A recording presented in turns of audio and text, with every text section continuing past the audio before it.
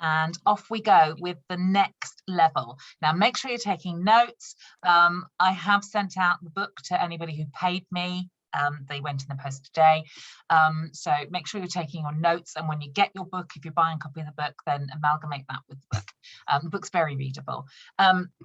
And make sure that apparently research shows that only 20% of people who do training courses go on to action what they learn, which is kind of a shame, because I would say 90% of us come away from trainings thinking, yes, I feel really fired, I'm going to do that.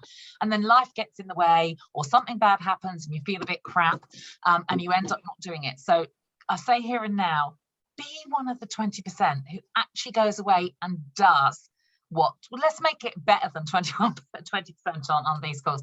So be one of those people who actually goes away and does it, because it isn't just sitting in on the call. It's lovely, gives you an hour of entertainment, but it's not going to build your business. You have to take away your learnings and use them, go and do it, because otherwise there's pretty much no point. So without further ado, I'm going to share my screen and we're going to go for the next level, which has disappeared because I've moved on to Region Rainbow. Here we go. Right, let me just click on the right one, and here we go. So let me know straight away if you can't hear it or anything like that. Level 2 is the favour and feedback level. The people that fall into level 2 are people that you know quite well, but are maybe not as close to as the people on your level 1. It could be distant relatives and extended family, and perhaps even friends of friends. Even though you're not as close relationship-wise, you'd likely know level 2 people well enough to be comfortable asking them for a favour. And they'd also be comfortable asking you for a favour too. But you perhaps don't see each other very often, and certainly not as frequently as those on level 1. And can I just quickly add in here, they talk all real life rather than social media, but this would also be your Facebook friends, I would say. So you'd certainly class them as friends, but your relationship with them is not quite as informal as the close friends and family members we've already spoken about on your level 1 list of contacts. So Paul, would it be an accurate description to say that these people may be on your wedding list, but you'd probably not be too comfortable dropping in on them unannounced, as you might do with the people on level 1? Exactly. And a good strategy to prospect people that fall into level 2 is to invite them using the favour and feedback approach. Most people are pre-programmed to like to help others if asked to do so. They're also pre-programmed to freely express their thoughts and opinions when given the opportunity. You see, when we take people's desire to help and their willingness to share their opinion and combine it with offering a sincere and relevant compliment about a person, we have created a powerful cocktail that will often engage even the most resistant of people and increase the chances of them readily agreeing to what we're suggesting. And let's be honest, who doesn't like to receive a nice, sincere and honest compliment about themselves from time to time? Let's demonstrate with another role play. For the purposes of this one, we want you to imagine that Danny is once again a brand new team member, but rather than playing his brother, this time I'm Danny's brother's best friend. So as far as describing our relationship goes, we know each other quite well, but not close enough for me to be classed as one of Danny's level 1 contacts. I'm also a newly self-employed plumber. And remember that this is called the favour and feedback level, so listen out for those words and how they're used. Hello, Pete the plumber. Hi Pete, it's Danny Rich. How are you? Hiya, Danny. I'm fantastic, thanks. How are you? I'm great, thanks. Listen, I'll keep it brief because I know you'll be busy. Our Matt tells me that you've started your own plumbing business and that you're doing brilliantly. Is that right? Yeah, it is. It's going far better than expected, actually. I've got work coming out my ears. Fantastic. That's great to hear, mate. You should be really proud of yourself. Well, this is the reason I've called you, actually. I'd like to ask a favour if possible. Okay, what do you need? Well, I've also started my own business, and seeing as you're doing so well with your new business, I'd really value your expert feedback on it. All I need is 20 minutes of your time to run it past you and get your thoughts. Now, I'm in your area around 2 p.m. on Tuesday and Thursday of next week. Which day would be best for you? Well, can you tell me anything about it now? To be honest, Pete, I can't really do it justice over the phone. I'd much prefer to show it you face to face. Okay, I understand. Tuesday will be best for me. 2 p.m. did you say? Yes, thank you. That's absolutely fantastic. I'll see you at 2 on Tuesday. Now, I'll let you get back to your work and I'll take up no more of your time. No worries, Danny. I'll see you next week. Now, how do you feel that went? Pretty well, we think.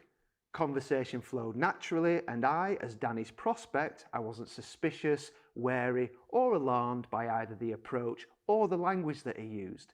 And he secured his appointment without incident, didn't he? Hopefully you identified the favour and feedback process throughout the conversation, but if you didn't, let's go through it. So, after getting the formalities out of the way, Danny very quickly paid me a nice compliment, stating that he'd heard that I was doing well with my own new business and that I should feel proud of my achievements. He then went on to ask me if I'd do him a favour and referred to me as an expert in doing so. Let's talk a little about human nature again. If we make someone feel good about themselves by perhaps paying them a sincere and honest compliment like Danny did in the role play, we create what's called a privileged moment in which the person who's been made to feel good looks upon you more favourably. And because of that, if we were to ask something of them in this privileged moment, it's highly likely that they will readily agree to what it is that we're asking of them. Danny then cleverly used this compliment to justify the reason for his call to me.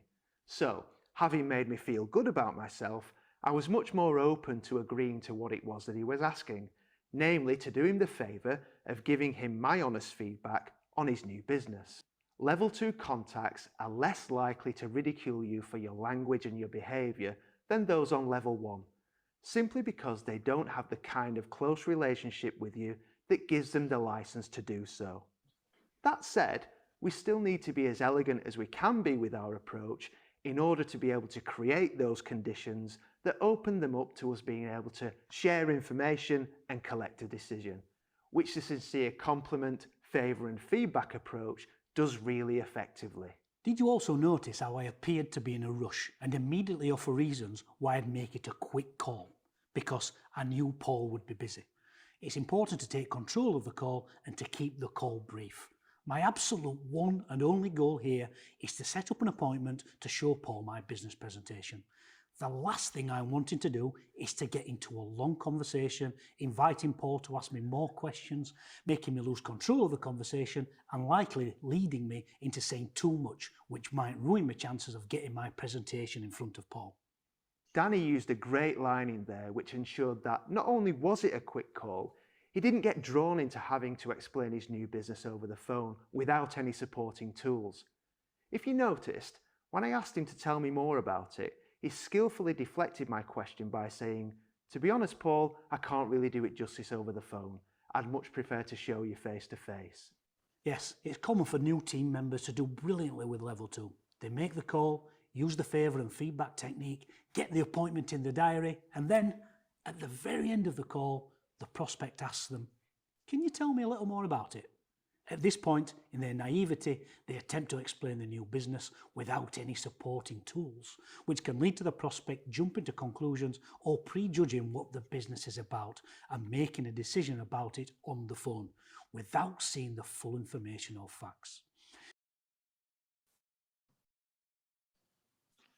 You're on mute, Kay. Yeah, I've just realised that. I'm going to interject again here to say I realise that some of you will be sitting here thinking, well, yeah, but we're not going to pop around and see people. Don't worry, this whole thing still works. Don't just be open to it. We'll talk about how it can be adapted for using Facebook Messenger and so on, and particularly for distance talking to people after we've watched the video. So please remain open-minded, take it all on board and realise that not everything is exactly the same for us. They keep talking about doing this presentation. We kind of do a presentation, but not in the way that Danny and Rich would, Danny and Paul, sorry, would do. They're talking about showing a video or something, which is not necessarily how we do it, but we still do a presentation in our own little way. So please keep watching the video. Be aware that some things will be different for us than it is for them, but it all still works. This very often leads to the newly confirmed appointment being cancelled. So at this point, we need to be able to get out of the situation to close the call. You've achieved your goal of getting your appointment in the diary. you now need to avoid getting drawn into unnecessary conversation in which you might undo all of your good work. Lines such as, "It's a visual thing," or "I'd much rather show it to you in the way I was shown it, if that makes sense," are also very effective.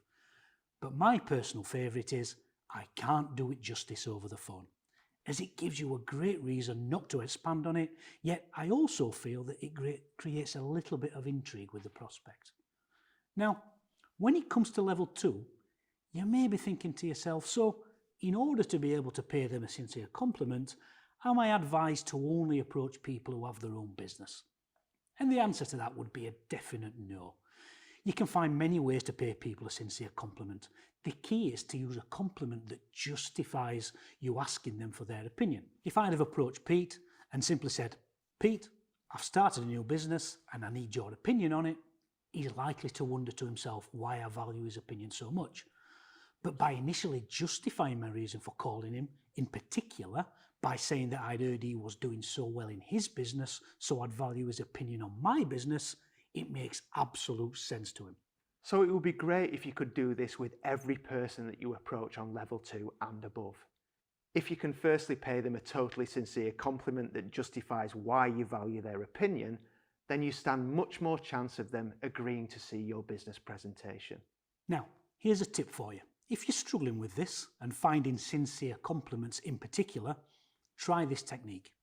Take a look at your list and take each person individually and ask yourself, why would I love to have this person in my team? Now, you'll come up with a variety of reasons. Maybe you'd love Mary to join your team because she's fantastic with people. Perhaps Amanda would be a great asset because she's run multiple successful businesses in the past. And you think Mark would be a great team member because he's always had his head screwed on when it comes to money. And like magic, there's your compliment and your justification for contacting them. Mary, you're great with people. I've started a business that involves building a team. I'd love your advice on it. Or Amanda, you've always been successful in business. I've gone into business myself and I'd be grateful if you could cast your eye over it. Or Mark, you've got your head screwed on when it comes to money. I've just started my own business and would love you to take a look at the numbers to make sure that it all stacks up. And I might add here that if there's someone on your list who you're really struggling to find a sincere compliment for, then maybe you just might want to reconsider whether you really want them in your team, because one of the great things about our business is that we get to choose who we work with. And how cool is that? Now it's your turn. Take your list and identify all the people you know that would fall into your level 2 group. There are usually many more than on your level 1 list. And once done, spend some time reflecting upon your relationship with them and what you know about them. What aspect of their personality or nature could you compliment them on? What successes have they had in life? What do you admire about them? Craft your approach with the following simple 2-step process in mind. 1. Pay them a sincere and relevant compliment. And 2. Ask them in that privileged moment to do you the favour of providing you with their feedback on your new business. And just as we advise with level 1 people, before you make your approach, take the time to ensure that what you plan to say, how you plan to say it, through which channel, and at what location are all consistent with how you usually are with these people. And once you're happy and the approach you've crafted feels comfortable, natural and sincere, take action. Now, time for another quick role play. Again, Paul is playing Pete, the self-employed plumber, the best friend of my brother. See how you think this goes. Hello, Pete the plumber. Hi Pete, it's Danny Rich. Hiya, Danny. How are you? Great, thanks. Listen, it's just a quick call. I've started this new business and I'm really excited about it. I think there might be some real benefits in it for you. Okay. Now, I'm in your area on Tuesday and Thursday of next week. How soon can I pop round and show you what I'm doing? Well, I'm free on Thursday at the moment. What time? About 2 p.m? 2 p.m.'s great. If I get an emergency, I'll have to reschedule, but 2 p.m.'s fine for now. Fantastic. See you then. Cheers for that, Danny. How was that? Went quite well, we think, don't you? Conversation flowed easily and I got my appointment without much incident, didn't I? But did you recognise that script?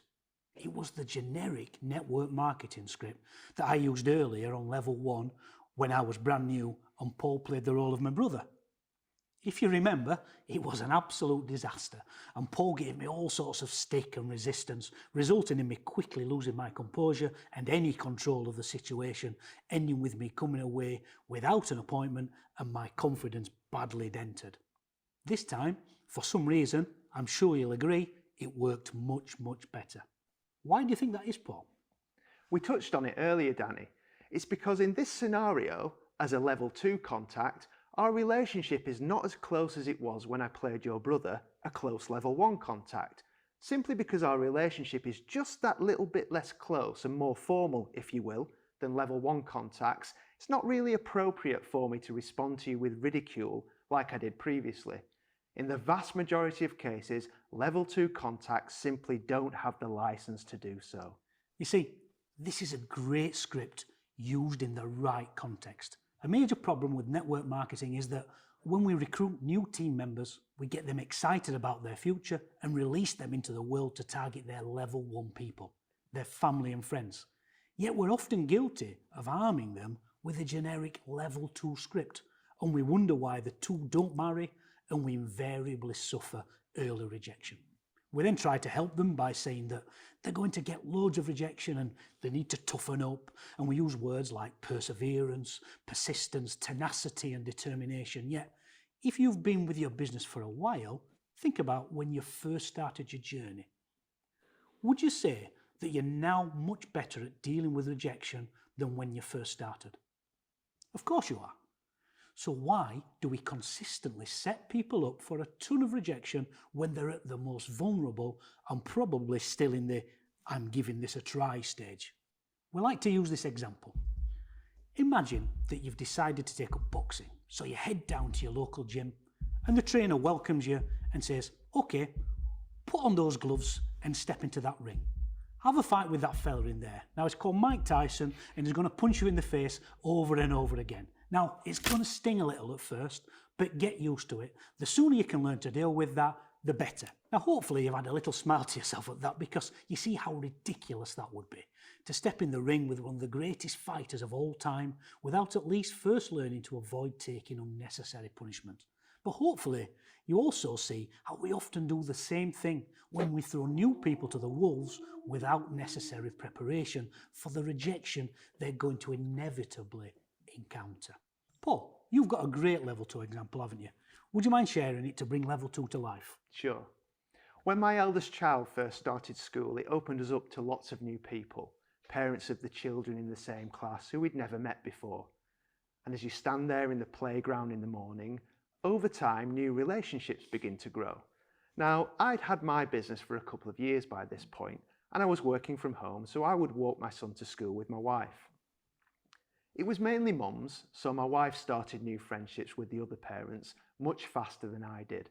I would usually just stand there at the beginning, not really participating in the conversation. I began to observe the other parents more closely, with an eye to building my business. One of the ladies, Katie, was a perfect candidate. She was bubbly, outgoing, she knew everyone, and everyone knew her. She was involved with the PTA and the governors, and a real people person. She was also a bank manager, so a professional too. I knew I had to somehow get my business in front of her. Not being quite as friendly with her as my wife was at that point in time, it was difficult to introduce my business naturally into conversation in the limited time I might see her in the morning. I decided I needed to find a way to introduce my business which would eliminate any awkwardness and feel natural. So I decided that I'd give her a call and, using the favour and feedback technique, leverage her position with the bank as the justification for my call. I got a number off my wife and, after getting the pleasantries out of the way, I said, "I'm actually ringing to ask for a little help. Now, I know you're a bank manager, so you're obviously amazing when it comes to understanding how money and finance and all that kind of stuff works. Well, the company I work with have recently brought out a new promotional DVD, and given your background in banking, I wondered whether you'd do me a favour, cast your eye over it, and give me your honest feedback." She didn't think twice and just said, "Yeah, no problem." As she lived in the next village, I dropped it around the same evening, and we agreed that she'd come back to me with her feedback in a day or two.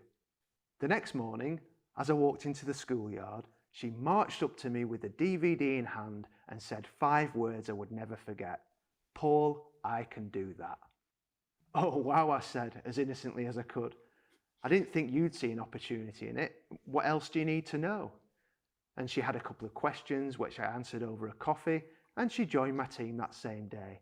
And over the next few years, she built a huge team which continues to grow today.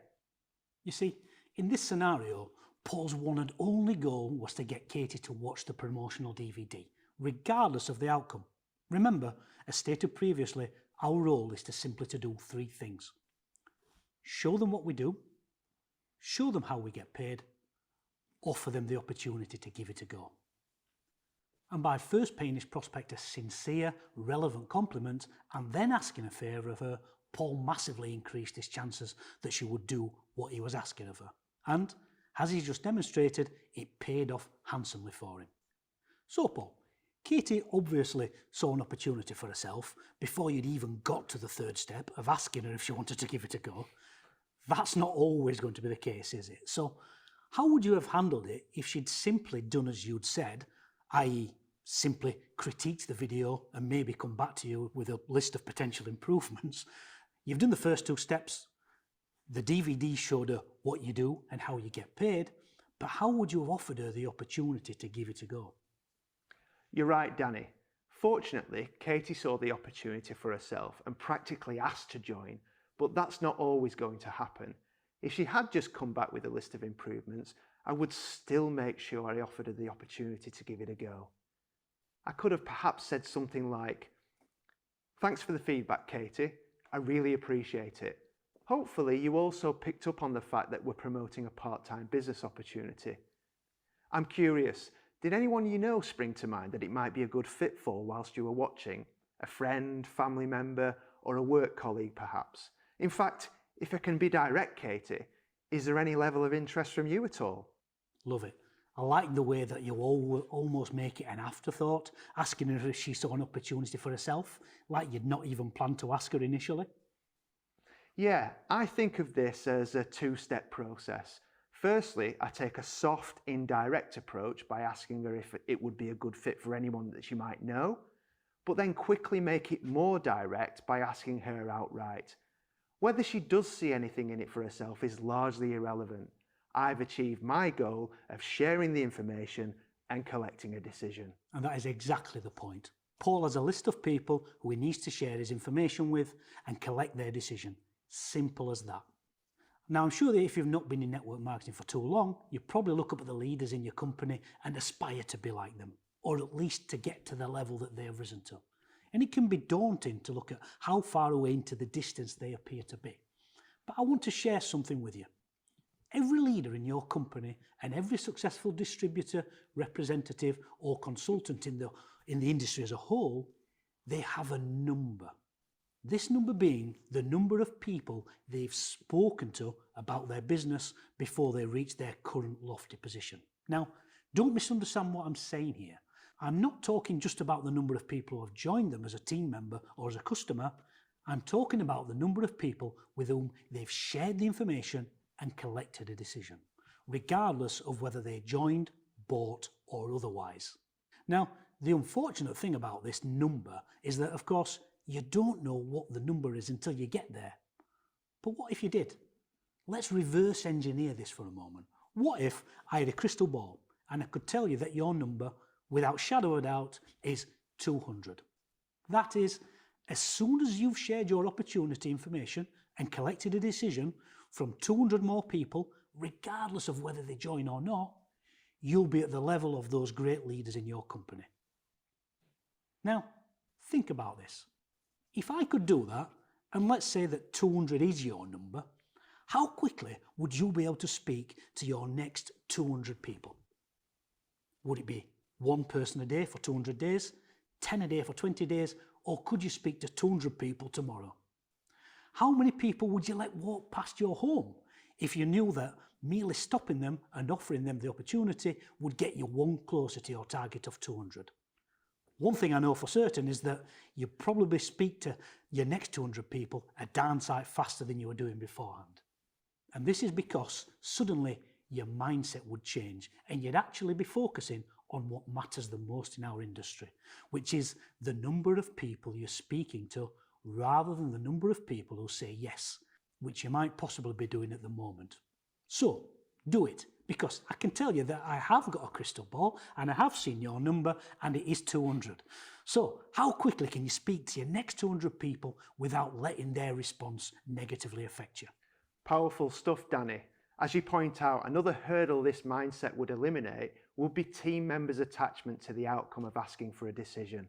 What often happens is that people, especially the less experienced ones, they allow the negative effect of a decision that's anything other than yes to slow down or even stop completely the frequency with which they're prospecting for their business. Of course, that's understandable on some levels because rejection, if it's not framed properly, it can wear us all down. But the mindset that you've just described is a perfect way of reframing all the rejection that will come your way so that it doesn't get in the way of moving forward towards those lofty goals. Awesome. I think that just about wraps up level 2, Paul.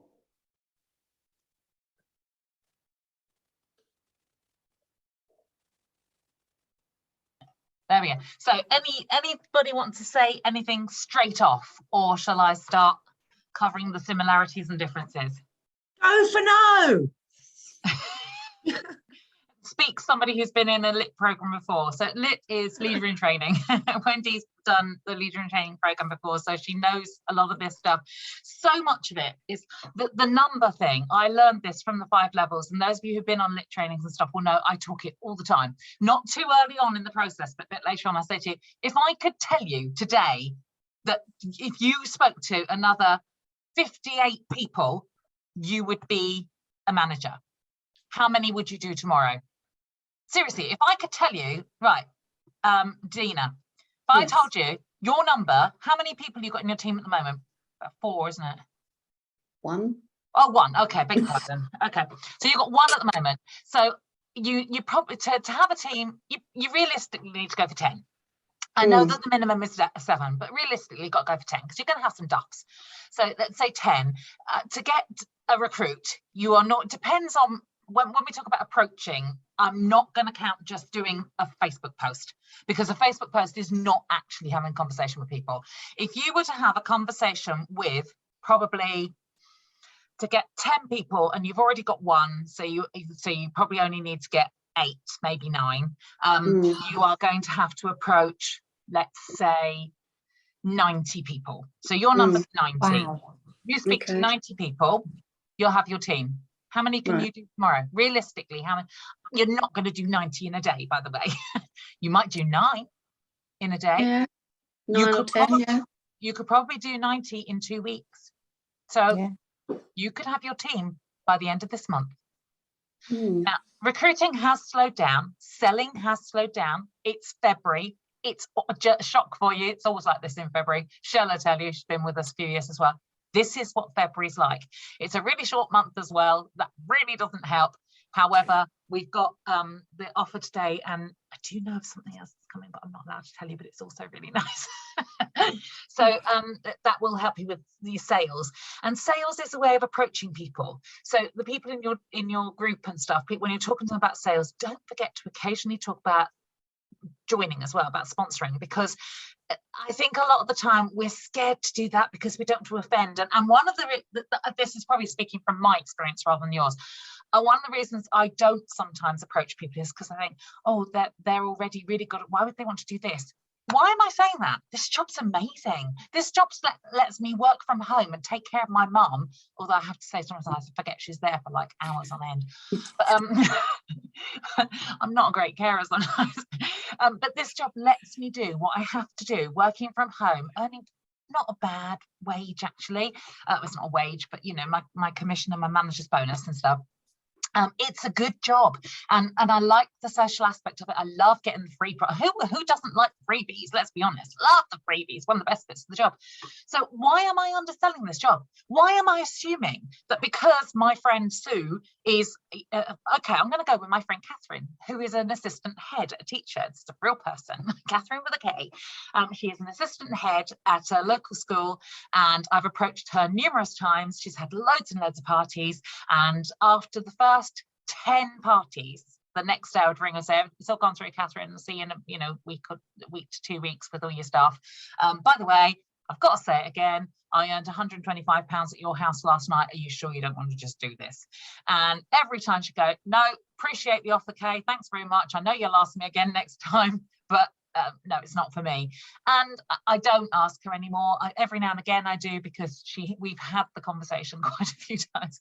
But actually, what I might have done was never approach her, because she's a really successful, confident, looked up to, respected person.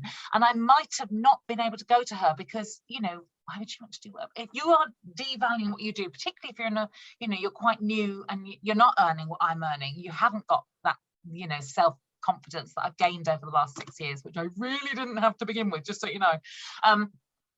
Then, you look at somebody who's quite successful and you might think, well, I can't offer, Body Shop to them. They do a proper job. They're earning lots of money. They're achieving. They're fantastic. I can't, haven't got the confidence to offer it to them.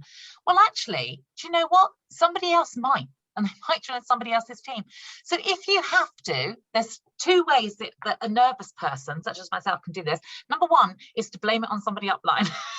So you go to this person, you say, I know you might want to do this because you're amazing at what you do already. Notice the compliment in there. So we're getting our privileged moment. You're amazing at what you do. You're so well respected. You've got this fantastic, powerful job. So I don't think you would be interested in doing Body Shop, but I just have to tell you what it's done for me. It's been fantastic, and I bloody love the freebies. And if you are interested in doing, my upline tells me I've got to approach people, so just let you know, it's there if you're interested. How's that going to offend? It's not, is it? You've paid her a compliment. You've said, yeah, I get you're probably not going to, but my uplines told me I've got to go through them. I've got to do this. Or go for the referral. Catherine, I know you told me a million times you don't want to do this. Do you know anybody who might, though? Again, what's to offend in that? And she might. And because if you've never asked the question before, she might never have actually thought about it. And if I go to her, by the way, I have with Catherine, if I go to her and say, do you know anybody who would be interested? And she might go, oh, do you know, actually, now you mention it, my niece has just turned 18 and she might be interested in doing that. Brilliant. Can you put me in touch with your niece?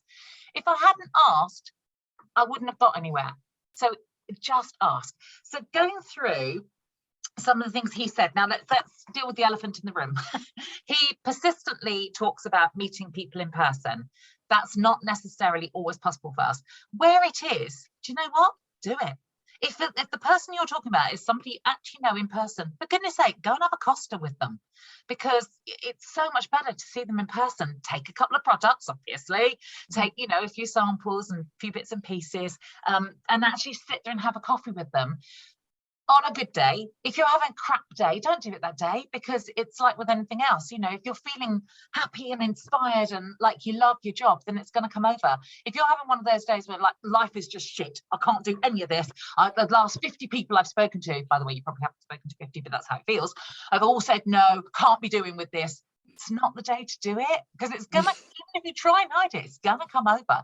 So, when you're feeling happy and buzzy, I always say, and I've probably said this before, the best time to recruit is when you've just got to recruit. In the same way that the best place to get a party booking is at a party, but you have to get that ball rolling in the first place. So you're going to have to do some of this stuff, but paying that compliment, getting that privileged moment and moving on from there is gold dust. If you can't see this person in real life because they live miles away, or you just don't have that relationship, I don't know about anybody else, but I've got friends who I would call them a friend, not just a Facebook friend, but a friend, but I've never actually met them. Anybody else? This is what social media does for us. So you're probably going to have that conversation on Messenger or whatever you use, WhatsApp, whatever, or on the phone, even better. But you're probably going to have that conversation on there. So have a think about what tools you could use. Now, those of you in Rainbow would have seen, I haven't actually watched them yet, Wendy, but I'm sure, judging by your last effort, that your recruiting videos are probably fab, but I will get around to watching them. I think I said last week, I made a recruiting video. Mine's completely out of date now because it's the old kits. I've got the new kits somewhere there behind me. There you go. I don't know if you can see them. There they are down there. So I'm going to redo the videos. But you can make a video without having the kits. just look at the kit list. Just if you've got the vitamin C skin reviver and the chamomile balm and the peel, you can go and make a recruiting video. You don't have to have everything that's in the kit. Lovely if you have, but you don't need it. Go and talk about it. Keep it short. Keep it probably to under 4 minutes, about 4 minutes long, because otherwise people won't spend the time. And just talk about the good bits of the job. Your good bits, not my good bits, not Beth's not good bits, not Wendy's good. Don't watch her videos and then replicate it. It's got to be what you're passionate about, which is why my videos will quite often largely concentrate on the values, because it's the thing I love about this company more than anything else. I love the products, but the thing I love more than anything else is the values of this company, and I talk about it all the time. And it will be in my recruiting video, sorry, my sponsoring video. But that might not be your thing. Your favorite thing might be the lipsticks. Do you know what? Get the flipping lipsticks out and show them, talk about them, because your passion will come through. It needs to be your passion, not mine, not somebody else's. So I think personally, having something like a video is a brilliant tool. I have mine stored on my phone. Anytime anybody's interested, I ping my video over to them. My old video, by the way, it's got the wrong kits now, obviously, but it is in Region Rainbow if anybody wants that. But you can make something yourself. If you don't want to make a video, then do yourself a little script, which you will personalize to each person, particularly if you actually know them, but something that you can send over quite quickly, particularly if you're out and about, so that you don't miss the moment. It's that whole thing about being prepared again. You know, last week we talked a bit about having a grab bag. So have your grab script on your phone, 2 or 3 scripts. You can save them on your phone. Most smartphones these days can hold quite a lot, let's be honest. So have some scripts in there that you can use. I'll tell you, there's 2 tools I find really, really helpful. One is messaging yourself. So you can message yourself on Messenger, brilliant, to go and quickly cut and paste things. The other thing is, I personally have a Facebook group called Brain Dump. I'm the only member of that group, and anytime I think, and it can be in the middle of the night, if I think so, particularly, or if I find somebody else's really good pictures and I think, oh, where can I put those that I won't lose it? I stick them in my Brain Dump group. Bloody genius, Kay. Yeah. And I've got some really good stuff in my brain, and every now and again I think, what's in Brain Dump that I haven't used? And I'll go through and use some of that. You know, when I haven't got any inspiration, I'll go and have a look through my Brain Dump group. It's really handy, but scripts and things, perfect. Stick them in there, because anytime you need it, it doesn't need to be on your laptop at home. It's just out there in the ether. You can go and cut and paste it whenever you want and modify it. So that would be your toolkit. So when he talks about this promotional DVD that his company have, we don't have that. It'd kind of be nice if we did, except that actually it needs to be you. Would you agree? Because it's you that's sponsoring this person, it's not somebody else. So a corporate video will be seen as a corporate video. So when people do lots of Facebook ads and they use a stock image, oh, I thought we'd lost somebody then, but no, you're still there. And they use a stock image all the time. I'm like, lovely, but you know, why not put your face in it? I'm a big believer in having your face in it. And I'm a person who didn't used to have any confidence in their face at all, because my face is very fat. I spent a fortune on having my teeth fixed, as some of my friends will know, because I was so self-conscious about my smile. And now I can smile with impunity because I've had my teeth fixed. But even if you haven't had your teeth fixed, the thing is, with having your face in, whether you like your face or not, when people are scrolling, they slow down at faces. Did I say this last week? I'm getting a feeling of deja vu. Yeah. As I say, even if it's just to be judgy, if it's got your face. So if you're making your recruiting poster to put on Facebook or in your group or whatever, stick your face in it, whether you like it or not. And again, I may have said it last week, but if you don't like your face much, then hold a product. Secret new one. Hold a product that you're sort of like just behind it like that. It's not secret. I think you've seen it. I've got that one. Yeah. It smells amazing. It smells just like the Indian night jasmine, I'm happy to say. So that was the first. Anything? Sorry, I need to take a breath so that people can interject. I've got loads more. I wrote loads of notes. But does anybody else want to ask anything or say anything at this point? Beth? All good. I Okay. just wondered whether anyone had any questions. Yeah, that's what I was meaning. Oh, is anybody else hot in here? In here, we're online. You're in a Zoom room. So this level is called favour and feedback. So bear that in mind, favour and feedback. Most people like doing favours. How often have you and people are scared of asking a favour, but in actual fact most of us like to do them, and if somebody needs something and doesn't ask you later on, you're like, well, why didn't you ask me? I would have been really happy to do that, especially something like this. So he's talking about getting that script out there and showing. So if you've got a friend that you're scared to ask, why not send them your script and say, I've been doing this sponsoring course, and this is the script I'm thinking of saying, if you got this, what would you think? And actually, number one, she might give you, send it to somebody who's quite good at that sort of thing. She might give you some really good constructive criticism and say, yeah, you've spelt that wrong. You've got your apostrophe in the wrong place. Or, you know what, that would turn me off straight away. Or she might go, yeah, that's amazing. Actually, are you really looking for people? You never know until you ask, right? So you're asking for that favor. So send that out to some people. Say, this is what I'm doing with people. What would you think if you got this?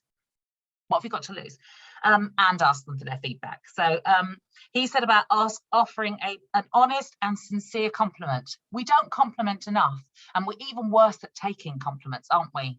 So, so we've all said tonight, Wendy, we love your headband, but that's actually about something she's wearing. It's not about her. So I could say, Wendy, do you know what? You are one of the most giving and open people I know. You're amazing, which is why, by the way, I came to you and asked you to be our activism ambassador. That's a genuine. Exactly. How do you feel? So now, Wendy, would you like to join my team? Yeah. Oh, I'd love to join your team, Kate. She's on mine. You leave her alone. She's mine. She's mine. That was an honest and sincere compliment. And I think you could probably think it shouldn't be about somebody's hair or what they're wearing. It should be about them, if at all possible. Not really, if possible, to do with their appearance either, to do with them. So you go to them and say, you're amazing. That post you put up, you were so brave to say that, or the thing that you've been going through, you've dealt with that so fantastically. I don't know how to have done that. You've been so, it depends on the scenario, obviously, but so brave or so forthcoming or whatever it is that they've been. Go and give them a compliment. But you also have to be prepared. Quite often people will give a compliment back. And if they do, I want you, this is another challenge for this week. Any compliment you get offered this week, do not bat it away, because it makes it really hard for people to give compliments. So if I had said that to Wendy just then and she'd gone, no, I'm not, I'm awful, I would have felt like awkward for having said it. She wouldn't have felt so good about it, because then I'm left in the position where I've either got to reiterate it or go, oh, okay then. So make it a challenge to accept compliments. So somebody says to you, wow, do you know what? I think you're amazing at your job, or the way you've brought up your kids is fantastic. You know, well, you wouldn't have somebody saying to you, your kids are so challenging, but I can't think of anything off the top of my head. But you know what I mean? You know how when people give you a compliment, most of us go, oh, I'm really not. I do it all the time, don't I, Beth? I'm crap at taking compliments. But actually what you're doing when you don't take a compliment is telling the person who gave you the compliment that they're, you know, you're devaluing them. So take those compliments, take it on board, believe it. They probably wouldn't have said it if it wasn't true. So it's very much you've got to be able to take compliments to give compliments. So that's a little bit of homework for you this week. I quite like you actually to keep a little diary of compliments. So every day when you give a compliment or you receive a compliment, can you make just a little note of it? And we should have a sharing space, shouldn't we? I think we need a sharing space. For most of us, we've got the group, but I think everybody except Isabel. Oh no, because the Wing It people aren't in it. Yeah, maybe I'll talk to Laura about adding you guys in. It would be nice to hear how you get on with that. So creating that privileged moment, keeping it brief. Now, I can tell you, as a person who can talk, have you noticed, that I used to, when I used to talk to people about the job, I would try and tell them everything about I would try and train them. And I'm looking at you here again, Wendy. Sorry to pick on you. But... Do you know what? I wrote. So we're going to. Don't be wordy, Wendy. Yeah, don't be. I love that.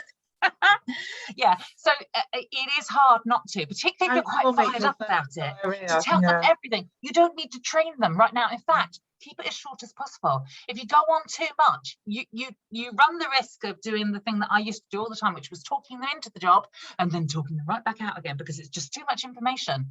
It's the same as when you offer a party. I always say, don't offer £25 free and 70% off, because it's too many numbers. People can't process it. go with one or the other, and then you tell them the rest later, and you go, actually, do you know what you also get? It's the same with sponsoring. Tell them a couple of the really good things, and tell them, you know, how much it is, and then go, are you in? Don't, this is another one, never, ever, ever, ever let these words pass your lips or fingers. Never, ever say, I'll leave it with you, because you'll lose them. The way to end a conversation for sponsoring, and in fact for parties or anything else, is, have you got any other questions, or are you in? That's literally the wording I use now, and it's been quite successful. Not being funny or anything, but it's been okay for me. And the other thing is, I never say, I'll send you my link. Does anybody do that? My link? Don't do that, because then you're saying you're joining my team. You're not. You're joining the Body Shop at Home. It's going to be your team, because you're going to grow. So I'll send you the registration link. Don't say, I just say the link. Yeah, I say the registration link, but the link is fine. Don't say my link. It's nothing. Well, I realised with this favour and feedback, when he said show them what we do. So 1, show them what we do. 2, show them how we get paid. 3, offer them the opportunity. Yes. I realised that my go-to little script, and it is a little script, it's 4 little paragraphs, and teeny paragraphs, I mean like 1 line each. The first one basically explains what we do. The second one explains the commission, so how we get paid. And then I say about the kit, that's my third one. And then I offer that, then I basically say, so what do you think? Are you in? And I'm like, when he said that, I was like, that's basically my script. Well, and is it any surprise that Beth is by far and away the biggest recruiter in Region Rainbow? Beth, would you be prepared to share that in the Go-Getters? What, my actual script? Well, if you want to keep some of it just for you, feel free to change it up slightly. Well, basically, it's just what I said. It's 1 line of each. So the But show them if you don't mind sharing it in the either in the chat here now or in the Go-Getters group, or both. Yeah, I don't know if I want it verbatim out there for everybody. No, because then it becomes spam post. It does, which is why we always say, for goodness sake, change stuff. Please, always change. Yeah. But just the gist of what you said there, okay, for people who won't have written it down. So if you don't mind, that'd be brilliant. Thank them for their feedback. Did anyone spring to mind? I liked that line. So when you're talking about the job and you're offering the opportunity, you go, did anybody spring to mind? And then go on to say, well, actually, do you know what? I know you're amazing at what you do already, but you remember did we talk about Dream Team? We haven't. We have in the Go-Getters group. I'm not sure we have on these things. So it's a bit like Dream Team. Say to them, you'd be on my dream team. I'd love to have you in my team. No, we're going my team again. I'd love to have you in the business. You'd be amazing at this. So that sort of thing. And rejection was, Sarah must have fallen out. Here she comes. Rejection, handling rejection. So we do this, Wendy said it straight away, this go for no thing. You are going to have to kiss a lot of frogs to find your prince. You really are. And you know what? You're just going to have to be okay with it. Shell and Beth have both been in the business a while now. Well, and Sarah, actually. You guys know that you just have to not let it knock you back, because I said earlier on, if your number is, what did I say your number was, Dina? 78 or something? 90. 90. So if your number's 90 and we need 9 of those, so you know that you're going to ask 81 people who are going to say no. Do you know what? Get over it. They're not saying no to you. They're just saying, do you know, that's not for me right now. And remember the right now bit, because it might be next week, next month, next year, when they lose their job, when their kids go to school, when they go on maternity leave. That's a really key one, by the way. You get people to say, I can't join at the moment because I'm about to go on maternity leave. Well, now's the right moment then, because you're about to meet a whole load of other women. So always try and, find the opportunity and things. But we were supposed to do level 3 on tonight's call as well. And I did say to Laura before I started this evening that level 2 and level 3 were both 24-minute videos. And I said, I don't know if we're going to get them both done tonight with talking as well. And we're clearly not, because it's coming up for 9 o'clock. Thank you, Beth. So Beth's just put that in the chat there. So if you want to copy that as well, please do, and put it in your brain dump or send it to yourself. So I think what's probably going to happen is that this 3-week course is going to turn into a 4-week course. Is that going to be okay for everybody?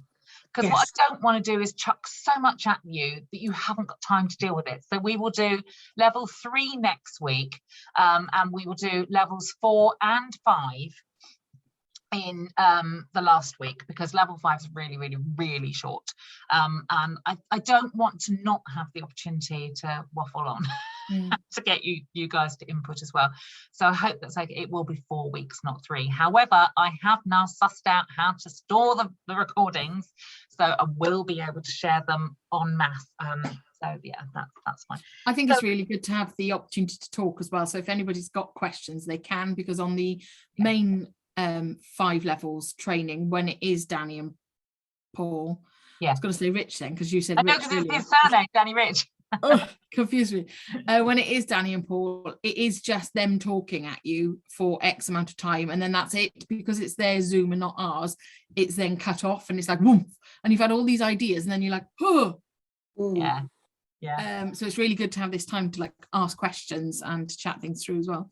Yeah, and to also explain how, you know, brilliant as the 5 levels is, you've still got to adapt it to you and to us. You know, it's got to be about us.